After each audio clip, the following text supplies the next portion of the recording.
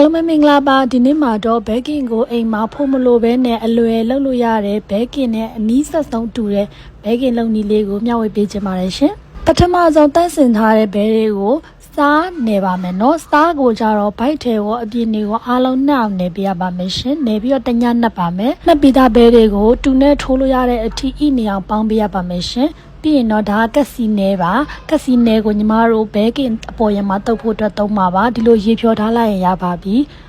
မရှိရင်တော့ပြားရည်သုံးလို့ရပါတယ်เนาะပထမဆုံးပေါင်းထားတဲ့ဘဲကိုဖုကာလာလေးရေဖြောပြီးတော့တုပ်ပါမယ်တကယ်လို့ကာလာမသုံးချင်ဘူးဆိုလို့ရှိရင်တော့ညီမတို့စားနေတဲ့အချိန်မှာစားလေး short ထည့်ပြီးတော့ကြာညို့အချိုအပြစ်ကိုတုပ်လို့ရပါတယ်ရှင် ABC တုပ်လည်းရပါတယ်เนาะ ABC ကြာညို့အနစ်ကိုတုပ်လည်းရပါတယ်ရှင်ပြီးရင်တော့အပေါ်ကနေအချိုအတွက်ကစီနဲရေဖြောထားတာလေးကိုတုပ်ပြီးတော့လိမ့်ပါမယ်တကယ်လို့ကစီနဲမသုံးမဲနဲ့ပြားရည်သုံးမဲဆိုလို့ရှိရင်လည်းရပါတယ်เนาะအပေါ်ရန်လေးချိုသွားအောင်လို့ပါကဲအခုဆိုရင်တော့အားလုံးပြင်ဆင်ပြီးတော့ပါပြီ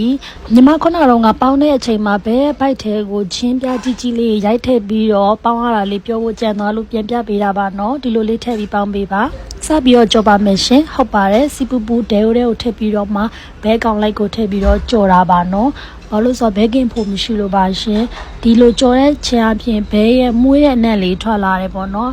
ပြီးတော့ကြော်ထွက်လာတဲ့ဒီဘဲကညီမတို့ဘဲကင်ရဲ့အရသာနဲ့ထပ်တူညီနီးပါတူပါတယ်ဒါပေမဲ့အမွေးပိုင်းနဲ့အမွေးနံ့တာပိုင်းနဲ့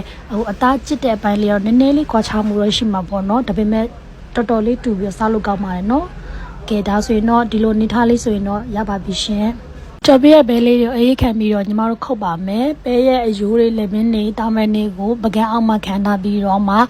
အပေါ်ပိုင်းအသားတွေကိုခုတ်ပါမယ်နော်ဘဲခုတ်တာတော့ညီမရဲ့အတော်ခုတ်ပြရပါရှင်ညီမမကျွမ်းကျင်ပါဘူးဒါညီမဘေးကနေရိုက်ပေးထားတာပေါ့နော်အခုအိမ်မှာကလူလဲများတယ်ပြီးတော့အကုန်လုံးကလည်းကလေးတွေလူကြီးတွေအကုန်လုံးကလည်းဘဲကင်ကိုကြိုက်ကြတယ်အဝစားလို့ရအောင်ခုလိုမျိုး3កောင်4កောင်ပေါင်းပြီးတော့မှတခါတည်းဒီအလွယ်နီးလေးနဲ့လှုပ်လိုက်တာပေါ့နော်အဲ့တော့အားလုံးလည်းလှုပ်စားကြည့်လို့ရပါတယ်ရှင်ဒါကတော့ဘဲကောင်းလေးကိုခွဲထားတာပါเนาะစားလို့ကောင်းပါတယ်သူလည်းကဲအခုဆိုရင်တော့အားလုံးပြင်ဆင်ပြီးသွားပြီဆိုရင်တော့စားလိုက်ပါအောင်မယ်เนาะလကူလို့အားလုံးပဲလှုပ်စားကြည့်ကြပါရှင်နောက်ဗီဒီယိုလေးမှာပြန်တွေ့ပါမယ်เนาะအားလုံးပဲတတာ